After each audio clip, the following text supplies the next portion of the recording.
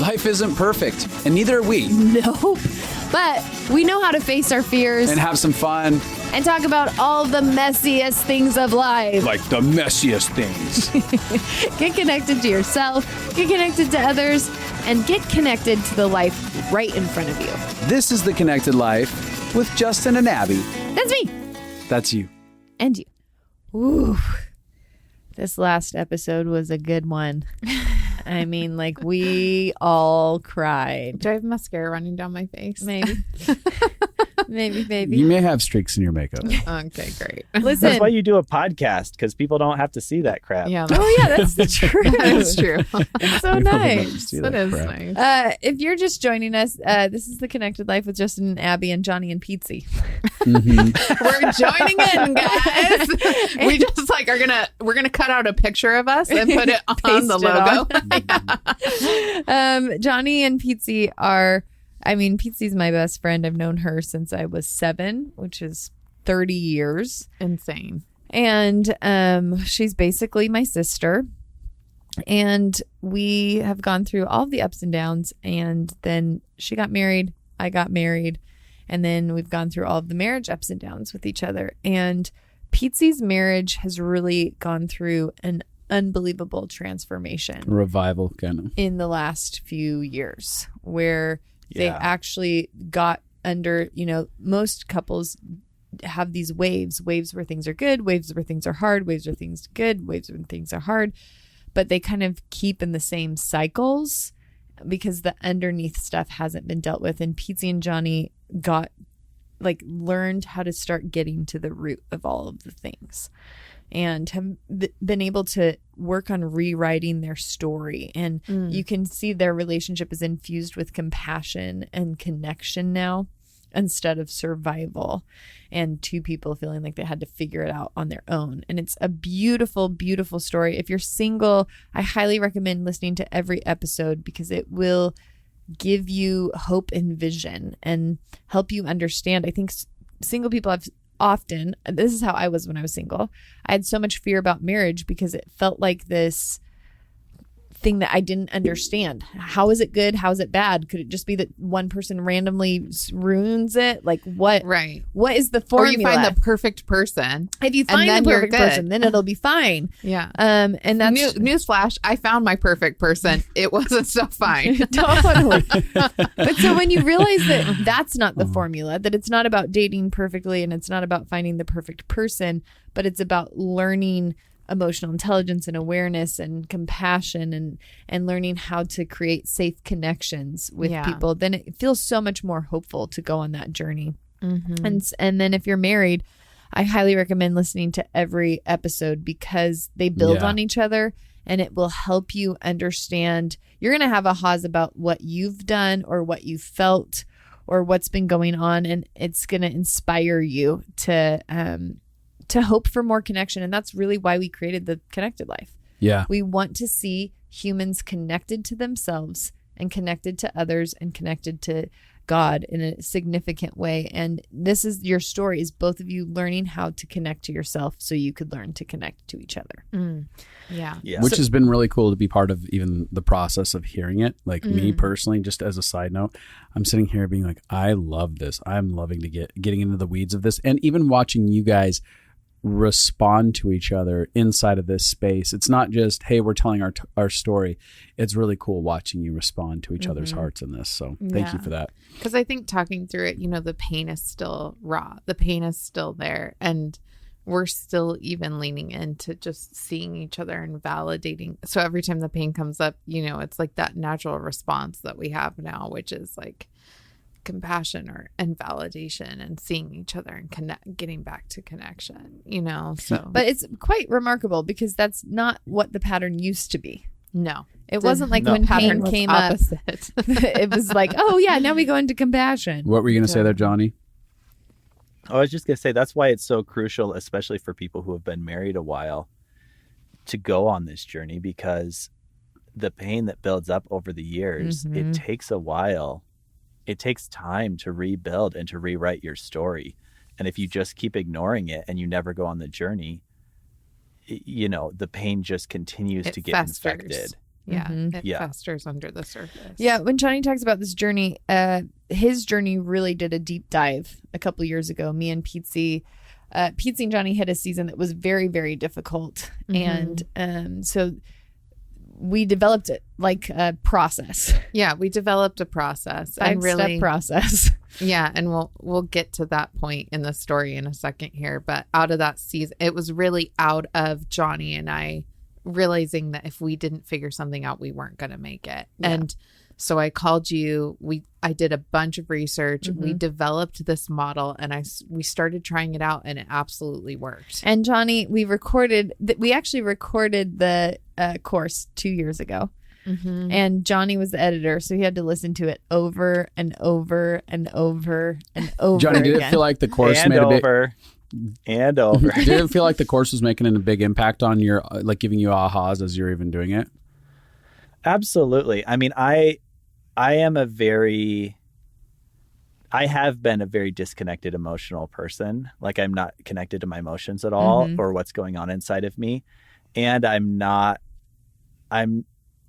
I'm very logical in the way that I think about things.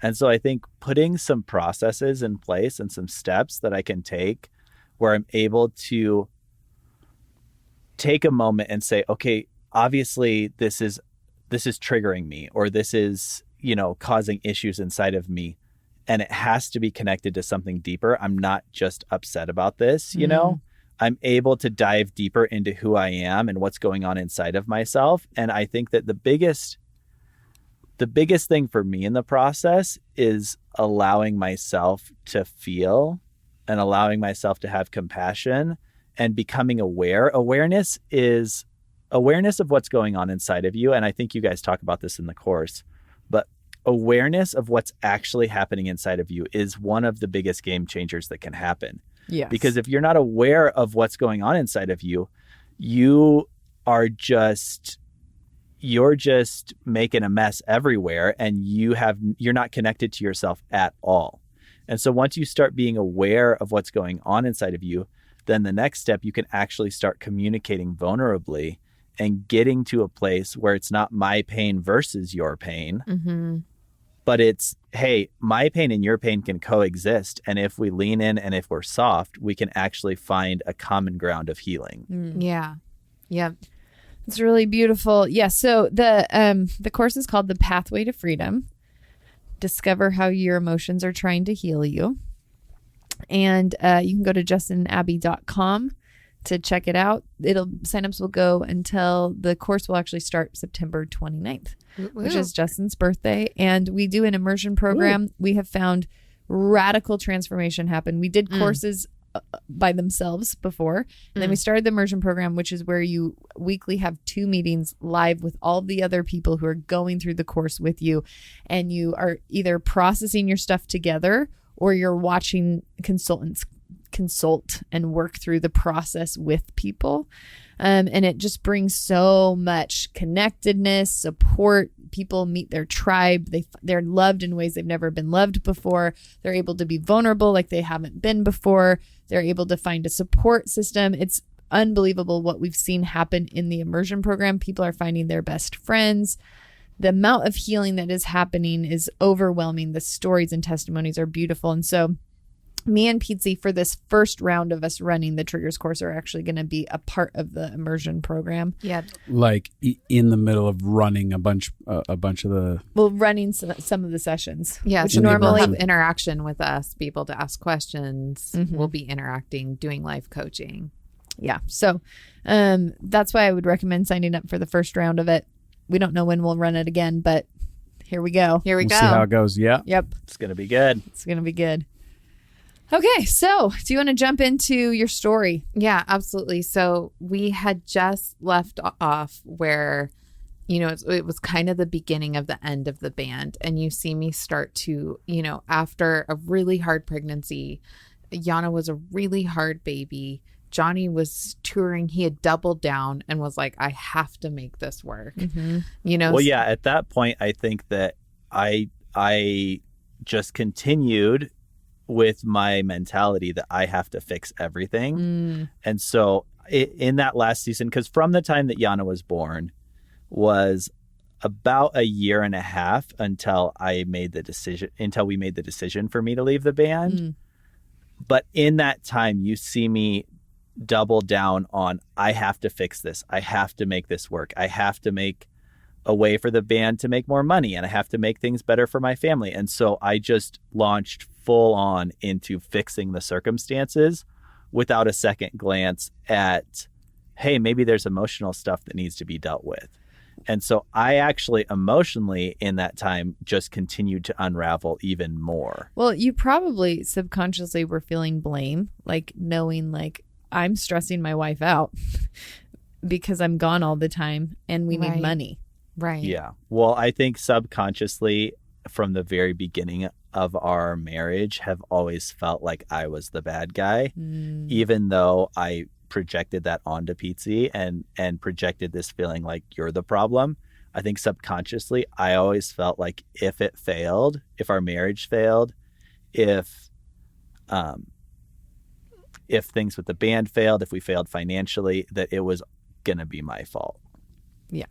So I definitely doubled down in that season of, I will make this work by my own strength, whatever it costs me. I don't care what I have to do. I'm going to make this work. And I think that's a trigger response. Just like when something feels out of control. Yeah. Okay. What do I have power over? I can just grind. And it's interesting because people often spin trying so hard to fix the wrong thing. Yeah. Well, and it became really complicated for me because at this point I'm like seeing this man.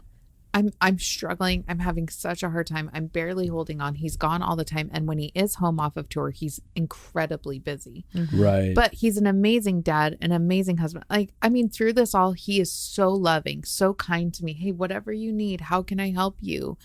You know, so it was very complicated. There was a huge duality here. It wasn't like I could just write him off as like, oh, you're a huge jerk. And whatever. Right. Even in his drinking, it's not like he's throwing bottles of alcohol at the wall. No. And, you know. I think it just made him feel relaxed enough that I didn't know he was drinking like that at the time. I didn't know that he had a porn issue. I didn't know that he was smoking like he was. I think it made him able to show up like that. You know, at the time, like it's what he used. It was cutting the edge because he couldn't connect to his emotions. So cutting the edge with a medicative substance was what. So I thought, oh, things are great. And at this point, then I feel really torn because I'm seeing how much he wants it and how hard he's working. I don't want to be the one to take that away. Yeah. Yeah. And then every time I have a breakdown, I feel incredibly guilty because I'm making it harder on him. Right. You know, and my meltdowns and my emotions have been the thing that has caused our marriage issues over the years. Is what I believed. That wasn't the truth, but that's what I believed. So it became really complicated. But as this last year begins to unfold, as we're nearing the end, you know, simultaneously, I could begin to see that something was wrong with our daughter. And so subconsciously now I'm in the back of my head going, am I doing something wrong? Like, what's going on? How do I fix this? And I'm by myself a lot and I can't figure it out. And working.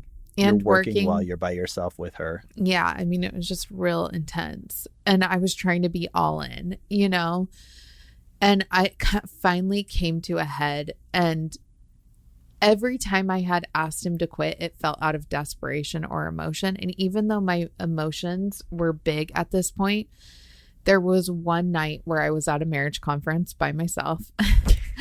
And Jonny was on tour. No irony lost on me there. Yeah. And Jonny was on tour. And something just hit me. It was probably God just hit me. And I was like, it's time to be done.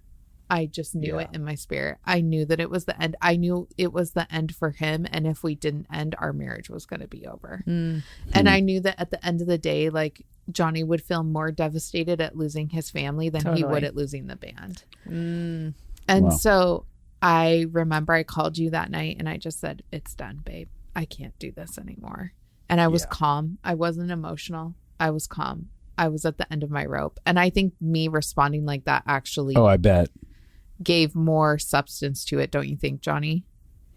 Oh, absolutely. It gave more substance to it. And I think in that moment, initially I was crushed even though I think subconsciously I could have felt that it was coming, I think because that was April. And I think that since about January, I could tell in my spirit that, hey, this is not going to work. Like I could, the writing was on the wall at that point for us. But I felt crushed initially. I remember, I think we were in Amarillo, Texas or something. And I was just at a gas station sitting outside and I was crushed. But then the interesting thing is, and this is actually, it felt like a positive thing in the moment, but it turned out to be such a negative thing that continued the negative pattern for several years. I got to this point where I felt really envisioned for leaving the band, but it wasn't because I cared more about my family than I did about the band. It's because all of a sudden I had this new vision of what our life was going to be. So now I had this vision of, hey, when we first got together, we wanted to do ministry together and we wanted to be a team, involved in church, and we wanted to do all these things. And so right away, I mean, we're talking within 24 hours of Pietze saying, this has to be over, and me actually making the decision in and of myself. Yeah, I think so. I think I agree with you. I went straight from one thing to another thing with all of the same baggage, all of the same emotions. So now I'm like, we're going to go to this ministry school together and we're going to do all these things and it's going to be great. And not realizing in the moment that what I had done with the band, I was doing with leaving the band, because I had never actually healed what was wrong inside of me. Yeah. And so I just put all of my hope onto, hey, now we're doing something new. Yeah. And it wasn't about loving Pietze or taking care of her. It was about my internal need to have something important in my life that gave my life purpose. Yeah. And I remember even when you had got home, I was like, hey, I love that you're dreaming again. And that's great. But I have so much pain I need to work through. Yeah. And that scared the shit out of me. Yeah. I mean, and I was like, we need to have a conversation about our life. And you were like, listen, it's water under the bridge. It's done. We've made the decision. We're leaving. We're not talking about this again. Which that is a very common response. Me and Justin have heard hundreds of times, if not thousands of times, from people about some emotional experience. And that's typically when they feel shame or powerless to know what to do with the emotions, or to know that there is a healing process available. They're like, that's just going to cause more pain. Yep. Right. And I think for Jonny, he was like, listen, you wanted me to leave. I'm leaving. Isn't that good enough for you? And now we have to talk about. I wanted to fix it. Yeah. I wanted the fact that I was giving up my dream to be enough for you, that it's like, okay, I gave up the band. The problem is fixed. Because in my mind, the band was the problem. Such a guy response. In my mind, the band had always been the problem. The band was the point of contention. The band and Wisconsin. But at that point, she was okay with Wisconsin on some level because we really loved our church and our community and everything. So in my mind, if you eliminate the problem, everything's fine. Right. Totally. And so there was a lot of tension between me being like, honey, I have to heal. And you saying, yeah, that's great. It's done. You're so healed. The narrative for him is it's never enough. It will never be enough for you. Yes. No matter what I give up, no matter what I do, it will never be enough for you. And you're over there being like... we've talked about that. Oh, go ahead. In fights. I've said that, like, literally, even in years, the couple years following the band, I will say that in fights where I'm like, I feel like you're just looking for problems. Like, I feel like you're looking for problems. But the truth is, it's unresolved It's not pain. that she's looking for problems. It's unresolved pain. And it's the fact that I'm doing the exact same thing, but just with a different cover on it. A different drug, a different like coping mechanism. It was a same underlying problem. It just looks different. Right. Because the real heart of what Pietze's wanting is connection. Yes. She's wanting connection with you. Yep.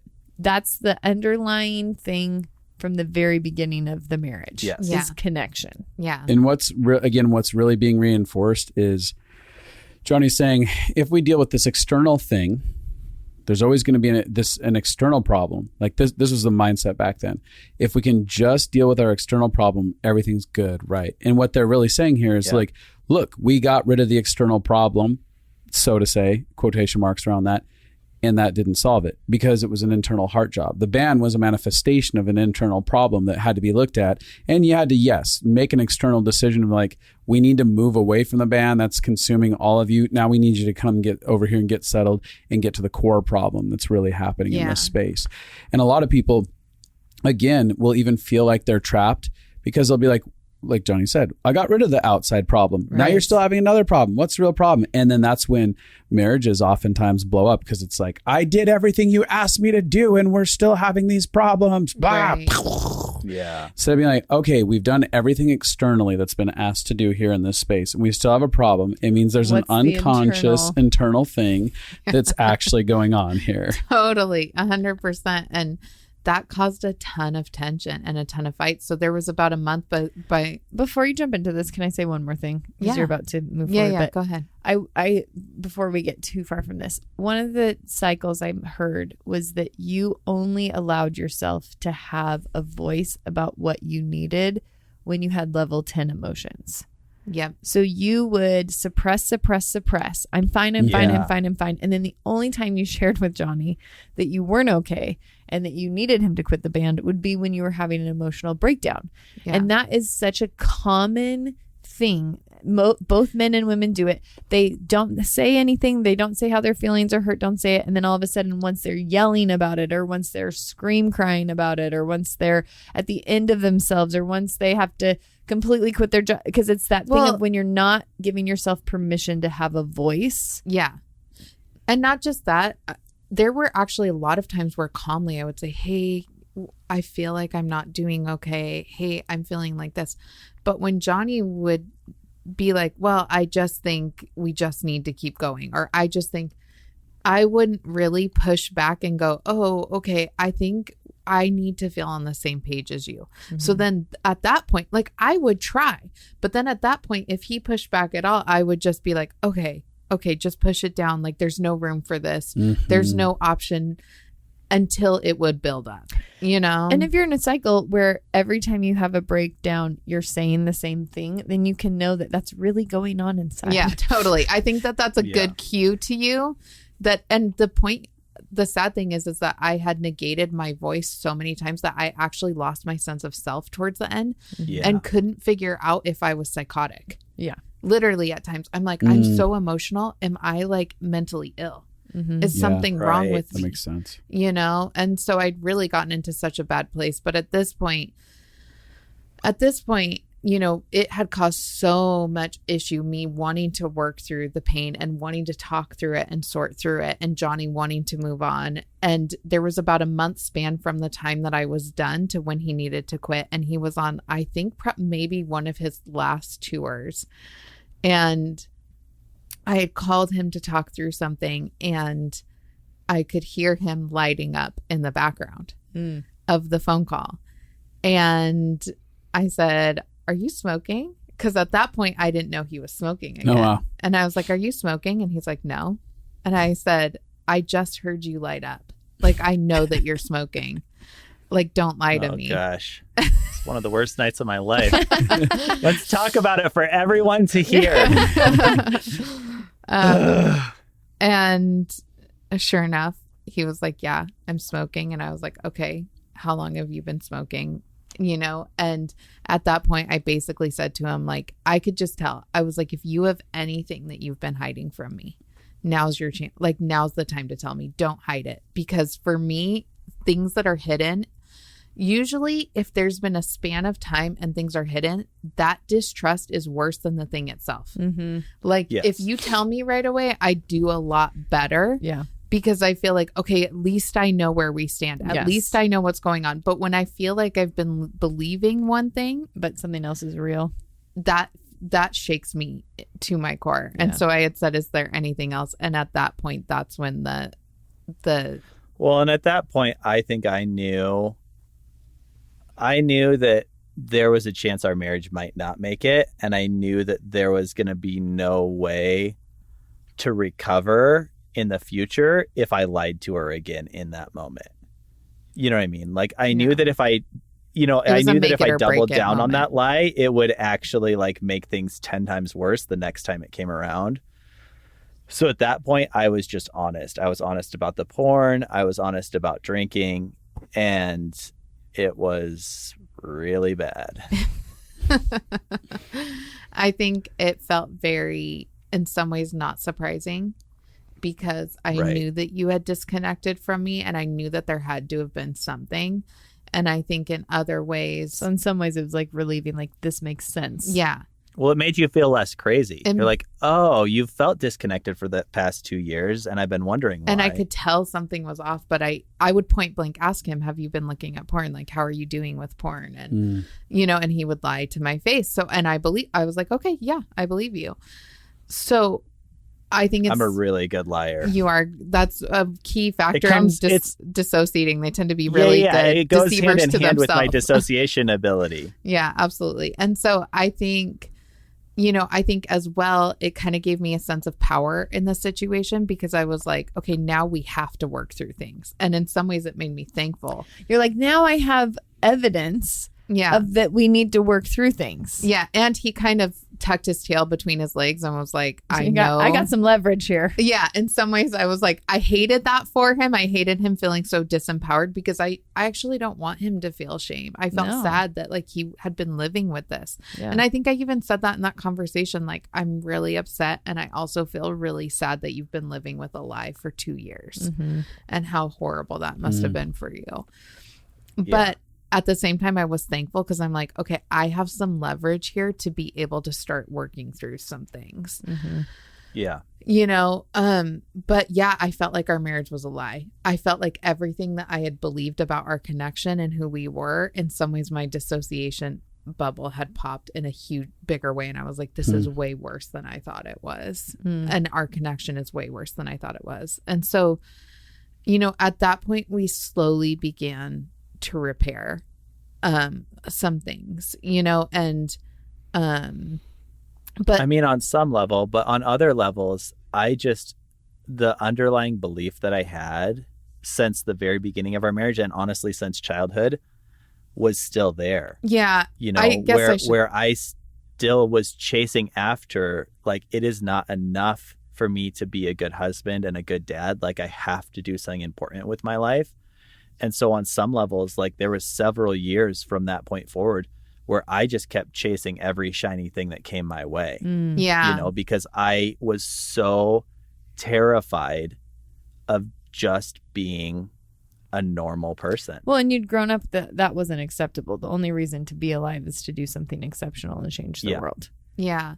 As well as now that I think about it, when we would try to have those repair conversations at that point, you would just shut down. Yeah. And then you would shame spiral, which wasn't actually healing for me because I'm like, I don't actually now I have less you. Connection. Yeah. I'm like, I don't actually, and I don't want you to live with the shame. Like, even every time he had talked to me about porn before that in the past, the way that I had handled it had been like, listen, I care more about your heart and I don't want you to feel shame and I love you. Like, so let's figure out what's going on. Let's figure out what's actually going on that's making you run to this. Yes. And so when he would just shut down and shame spiral, it didn't actually feel healing. He just disconnected more, you know, so we couldn't actually get to repair. And then his solution would be running to the next thing. So we went through dream after dream, doing this, doing that. And all I wanted was, can we just have a season where we're a family and we heal our connection and we heal our marriage and our family together, you know? And so that was the entire summer after he quit. And by fall, I think I had my attention shifted back to Yana because I think I'd really started to notice that something was really wrong. And it ended up being that we found out that she had autism, which, you know, then I'm in this whole emotional process of dealing with my daughter. I'd kind of forgotten about our marriage in some ways, and I'm dealing with the pain of and the unknowns of how to do this. And I jumped right into, okay, what do we do? How do I fix this? Where do I go from here? That makes sense. With her. And then one of the best things that we did do, and I'm really thankful to our pastoral staff, is like, we wanted to do this ministry school and they didn't feel great about it, but they had said, why don't you guys do the marriage course? And it was it was really good. And I'm really thankful that they did that, because even though it wasn't like, oh my gosh, that changed our life, it gave us context to be able to keep having focus on our marriage in a season where, you know, there was so much happening. And Jonny's one of those like jack of all trades guys and can just basically find something and pick it up, and he becomes really great at it. So he jumped into video editing and started making really good money, which was awesome. But it kind of felt like for you, Jonny, that you kind of sank your purpose into that then. Yeah, I mean, I think a couple things happened. I think number one, I never grieved the loss of the band. Yeah. And I think there was a little bit of a tucking my tail between my legs with everything that I had done over the years, you know? And so I think, and also there was still the belief that I could fix it out of my own strength, you know? And so when I started making really good money video editing, which was only honestly a couple months after, I mean, my last show with the band was the middle of July. Yana was diagnosed the first week of August, and I was off to the races with work by September. I mean, I was working 80, 90 hours a week. And I think that I was so scared of losing you and of losing Yana and of our life being a failure. And I think that on some level, this worked out well for me. I've always had a lot of drive and a very good work ethic, but I had this determination in myself that I was going to fix what I had broken. Yeah. You know, and I think there's good in that. You can see my heart in that. You can see that I care in that. But because I never grieved the band, and because I wasn't connected to myself, and I didn't have a ton of compassion towards you, I just kept shoving more and more emotions down. And I just kept, I mean, I didn't like, the first time I ever cried about Yana being autistic was a year ago. Yeah. Wow. And it's been 5 or 6 years, because the truth is, when Pietze found out that she was autistic, she was in bed for 3 or 4 days, maybe. Yeah, I fell into a really deep depression. And I just did the same thing that I always did. My wife is crazy. I have to be the stabilizer. Yeah. I'm going to take care of this. I'm going to fix this. I am going to carry this family over the finish line if it kills me.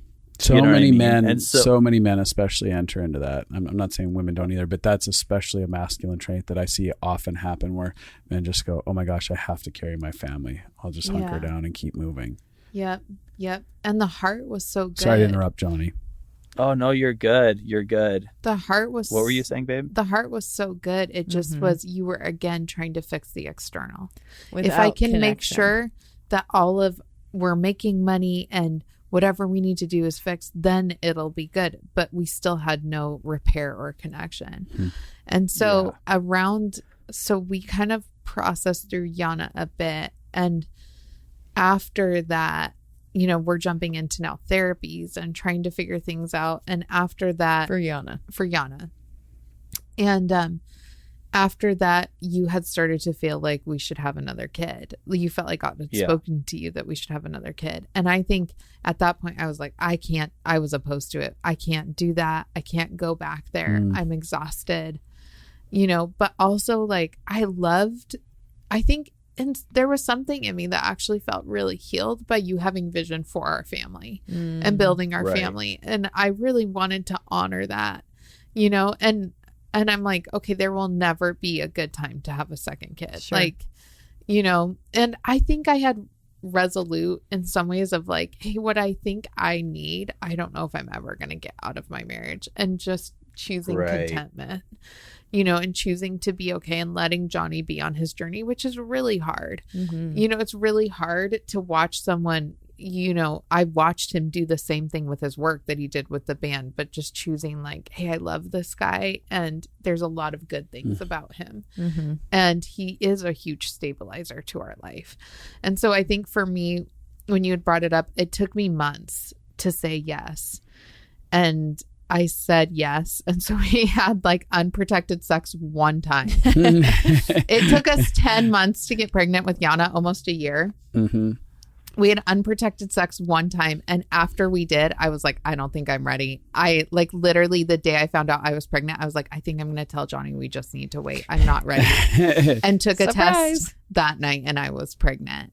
But his sperm learned how to get to the egg by that point, huh? It learned. After the It first one, learned. it was like, Kind of had a trial run. Yeah, it's like, I know where to go now. Yeah. We're making a baby. Figure it out. Yep, totally. And so, and you know, everyone was like, I think it's going to be a different pregnancy. And no, it was worse than Yana's. I mean, I was bedridden, and I still have vivid memories of walking out of I would go to the bathroom to throw up, and I would walk out, and Yana would be sitting watching TV, and Jonny set up an office and living room, and he would be working while Yana was watching TV.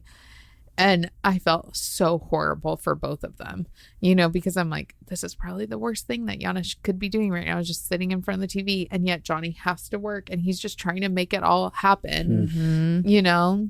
I think, just a side note, can I interject here?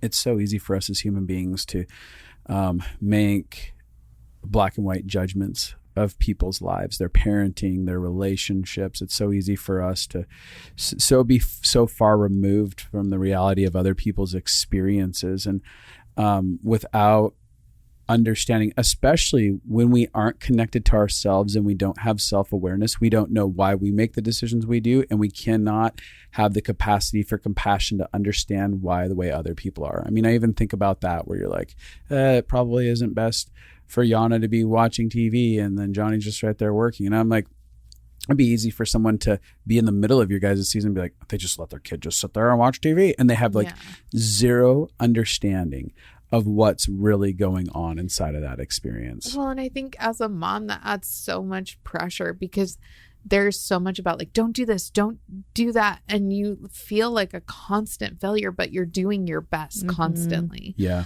You know, and I think I had to battle that in that season. I think I felt like I was failing my family. I was failing being pregnant. I mean, like, I just was failing in life, you know, and I felt so bad for Jonny. Like, he literally did everything. He had to go renovate one of our rental houses. He took Yana with him. He would work on the house, renovate it during the day, come home, feed Yana dinner, put her to bed, and then he would work all night on video work. And literally, I mean, like, this is the man, like, for all of his dysfunction, he is one of the most hardworking, dedicated, loyal, and kind. Like, through all this, he was very kind to me, you know? So you can't just write off like, oh, you're just a jerk. There were so many amazing things about him, of how he stepped up. And when Yana was born, all of my friends were like, I have never seen a dad like Jonny. Like, how involved he was, how amazing, how he jumped right in, you know? So we go into the season of Moses, and then we have Moses, and I think, you know, I feel like after Moses, we were maybe stabilizing a touch, honey. But I mean, I think, yes, I think there was some stabilization that happened after Moses, but things were still really hard. I mean, Yana was still really difficult. And I think that you didn't instantly start feeling better. Like, you were sick for what, 2 years after Moses never was bounced born back still? from Moses. I mean, you never fully bounced back. Yeah, I never fully bounced back. So I was having more. And I think there was an element too, now that we're processing this, where I remember with Yana and the way that she was at that time, it was harder to find childcare for her. Yeah. Well, because she just was different than other kids. So it's harder to find childcare that we felt safe, like, hey, this is going to be a good situation for her. And we were still living away from family, and I was still working, 80 hours a week, and Pietze was still sick, but now we have a infant baby as well. So I think that there was a lot in that season that was still really felt like we just could not catch a break. Yeah. And at this point, it actually was on a trip where Abby had come to visit us. And I think you had started to kind of have a bit of an emotional breakdown, Jonny. And you were like, we have got to move home.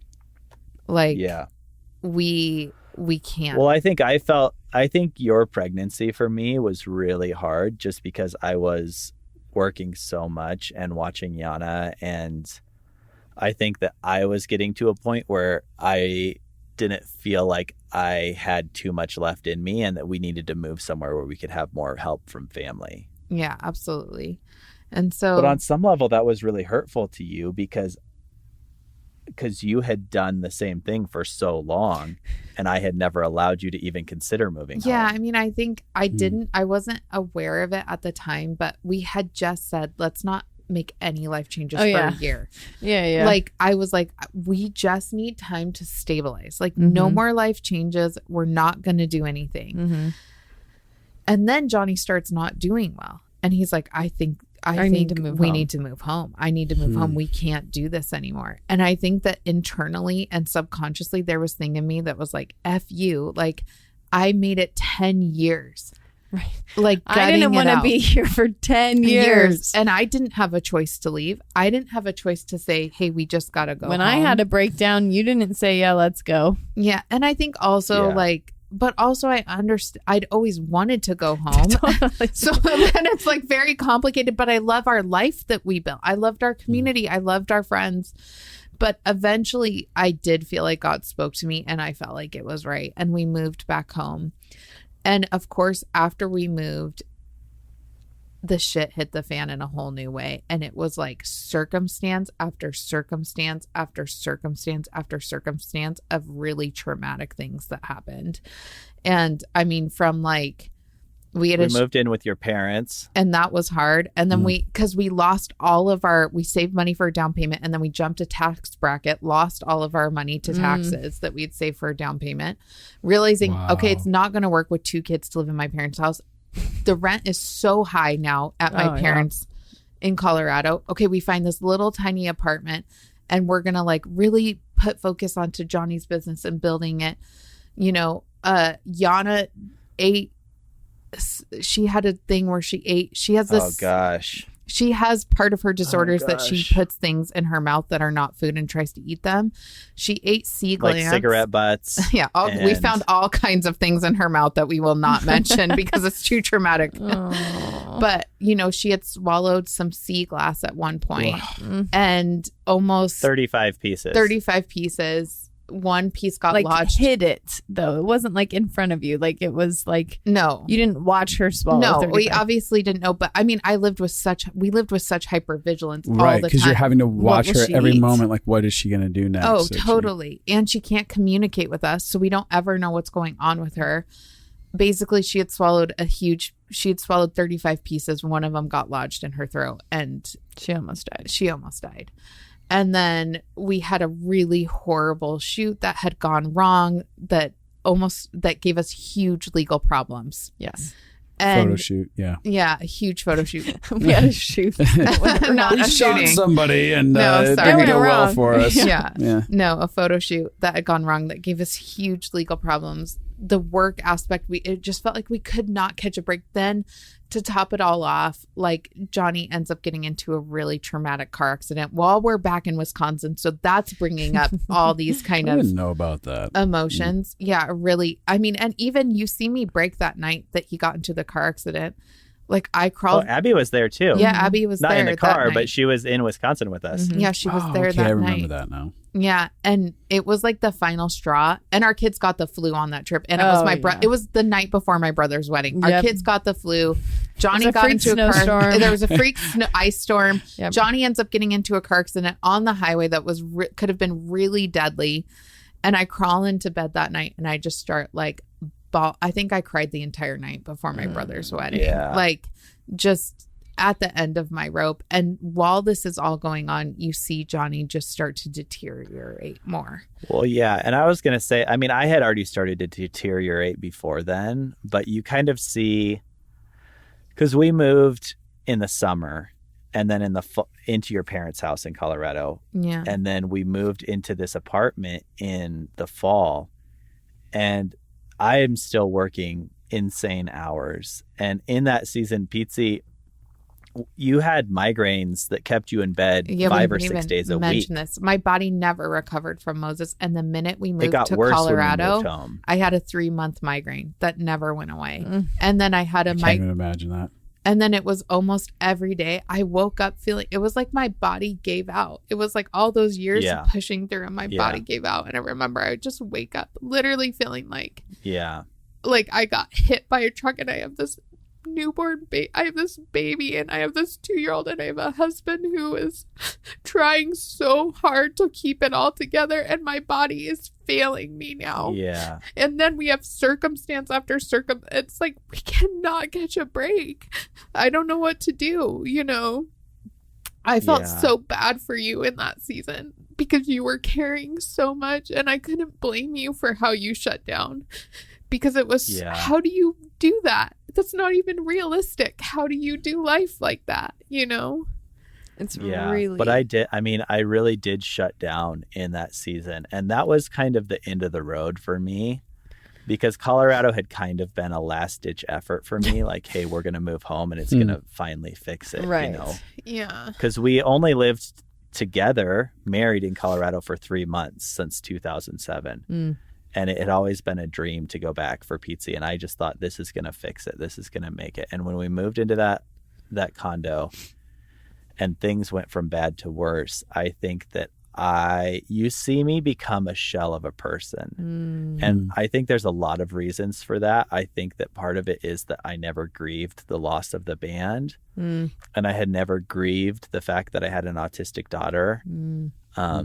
And that whole thing, I had never grieved that. And I completely left the building emotionally, which just made Pietze feel even more abandoned in that season. But I vacated. I mean, I was just a shell of a person. And to the point where at one point Pietze was like, I don't even know if we can like live in the same house, not because she wanted a divorce, but just because I was just such a wreck emotionally. And I think there's a component of her being sick as well.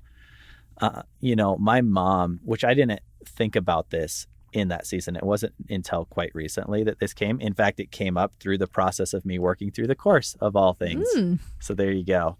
But examining what's going on inside of myself, I realized, when I was a kid, there was a season where my mom was really sick. And when Pietze started getting really sick, all of that triggered for me. And so I would feel like upset at Pietze when she was sick. Yeah, and I would feel get, resentment like, towards her. Frustrated or upset. Like I wouldn't, once again, because I still, in our relationship, things were okay, but we had never gotten to a place of compassion and safety and understanding for each other. I had never gotten to a place of true softness and compassion towards Pietze. And so when she got sick and was just stuck in bed, I think hopelessness set in for me. And I think being in the condo didn't help as well, because also part of it was, if I can work really hard and make good money, I can actually, the whole thing of like, I'm going to carry this family out of this mess I've made, and I will force us to have a good life. And when we're, you know, and when we're in that season, I think that hopelessness just set in, because I'm like, we're renting a condo. This doesn't work. I'm working 80 hours a week. In the condo with the kids. Yeah. Yeah. 2-bedroom condo. The kids are around all the time. Pietze is sick. Yana has autism. And literally we're barely making enough money to even make it every month, let alone save up for a down payment, you know? And I think hopelessness really set in for me in that season, and I just vacated emotionally. And my whole life since we got married, I've slowly been hardening my heart. You know, I think if you would have known me as a teenager, I would have showed up much more like either a 4 or a 7 on the Enneagram. I was a big dreamer, and I was really happy, and I really loved everybody, and I was really compassionate and soft and kind. And that season was kind of like the bottom of the barrel for me, where I was just hardened, and I was so hardened and so dead inside. To the cynical. point. Yeah, and very cynical. Cynical, and I mean, I hated everything. I was grouchy about everything all the time. Mm-hmm. Yeah, and to the point where I had at different points said, do you need to just go be part of the band again? Because I thought, to me, at least when he was in the band, when he was home, he was kind and connected towards me. I mean, like, our deeper connection wasn't repaired, but he was at least soft. Kind, yeah. So I was like, did I like create a monster by like making you quit the band? Like, would it just be better for you to go do this? Right. You know? But that felt so insulting to me that you would say that, because to me, I'm like, don't you see how hard I'm working to try to fix this? But once again, that's where you get into these cycles in a married couple where until you're able to walk this process of getting in touch with what's going on inside of you and the things from your past that are affecting you and all of the subconscious beliefs, and then communicate vulnerably, you go around the same mountain over and over. And I feel unseen by her and she feels unseen by me, because neither one of us are communicating vulnerably in a way that is actually helping us get out of this. And I just think if I work hard enough, I can fix it. Right. As opposed to realizing like there's more under the surface than just her wanting me to make money and be around. Right. Well, and you see that continue. I mean, we were able to eventually get a house, which I think actually helped both of us, because it felt like for the first time. It felt like a win. It felt like we had a win really bad. Yeah. And we just needed one win in life. Everything had been going wrong. You were like in like a momentum swirl. Totally. Downward. Yeah. And it felt like we couldn't catch a break. I was just thing after thing. I mean, we just named a few of the bigger ones, but there was 20 other things that were so difficult. That's so real for so many people too. And you're just screaming inside when you get into those cycles. I just need a break. Just give me one win. We literally would pray like, God, just give us one win. If we could just have one win, I think it'll give us enough confidence to enough to fill our bank accounts a little bit. Yeah. So we ended up being able to buy a house, which is a huge miracle. Can I add one thing to the condo season real quick before you move on? Correct me if I'm wrong, but when we were living in that condo is kind of where the vision for what ended up being the course started being birthed inside of your heart, because it was in that condo season where you started to say, I think that the only way out of this is if we actually change ourselves. Yeah. I mean, and it really kind of came to a head. I think it started there, but it came to a head after we moved to our house, because I remember, okay, now we're in this house. We've had this win. Things are good. But we just kept having horrible fights and disconnection. Yeah. To the point where I was like, this is not okay. This isn't okay for our kids. This isn't okay for anyone. And I had started seeing a therapist, which was really helpful. But I realized I'm like, we cannot be fighting like this in front of our kids. We cannot be doing this. Something is wrong. And it got me thinking, because I turned to Jonny one day and I said, listen, we cannot change these circumstances. Like, we can't change any of this. We can't change all these things that have happened to us. The only way out is to change us. Yeah. And I don't know how to do that, but I'm going to figure it out. You know? Yeah. And that's what led to me calling Abby and being like, all right, let's have a conversation. And I did a deep dive into researching emotions, researching where they came from, because I was like, I don't know what, but I have got to figure something out, you know? Yeah. It's interesting because me and Justin used to talk, and I talked openly with Pietze. I was like, your life is in a cycle of chaos. Yeah. Like, you are literally repeating chaos over and over and over again. And at first, I think that probably didn't feel great to hear. Well, I couldn't understand. I understood what you were saying to a degree, but I think that there was a lot of me that was used to that level of chaos. Yeah. So it didn't feel like chaos. It just felt like this is our life. And I couldn't figure out how to change it, because I'm like, I don't know how to change. Like, I'm doing the best that I can. I can't do one more thing. I don't know what to do with that. Yeah. You know? But the interesting thing, and I saw you guys try to, like, because I remember I first brought up the chaos thing before you guys were going to move to Colorado, when I was like, please take a year and just do stable life. Like, you guys need to stop making, because in the middle they made like big life, like they bought a house, they renovate. There's lots of things inside of their story that they didn't even We're hit. always running from one thing to the next. Yes. Always. And so I was like, please, for the sake of your souls. But I did remember, because you felt bad. You're like, okay, we said we'd do a year, but actually we're going to move. And I was like, this feels right to me. I don't get stuck into vows that you make, but allow them to help you. And you did feel like it was the right move for us. Yeah. But the thing is I remember that there was a different point when, instead of trying to quit the chaos externally, you guys started looking at the chaos internally. And for me, that was the moment that I was like, okay, your guys' lives are going to change. Yeah. Because it was the moment for me that I was like, our lives are going to change. Yeah, because as long as we have chaos on the inside, we will always recreate it on the outside. Yeah. Yeah. Yeah. And so I'm super excited for you guys. The next episode, we actually get to share so many good stuff. Yes. It's going to start to tie into where it All starts the to get wins. really good. The wins are going to start to happen. Yeah. So thank you so much for joining us. One of the things you'll hear from Jonny and Pietze in this is so much compassion. If you are lost about compassion, we touch on it in the pathway to freedom. Mm-hmm. How to connect to yourself. It's okay if you don't know how to connect to your emotions yet. It's a good place to start the pathway to freedom. We also have the Compassion Project, which is a course you can get. You can head to justinandabby.com. To find That's out more. justinandabi.com to find out more. Share the series with your friends. Go through it together. Have conversations with the people that you're around.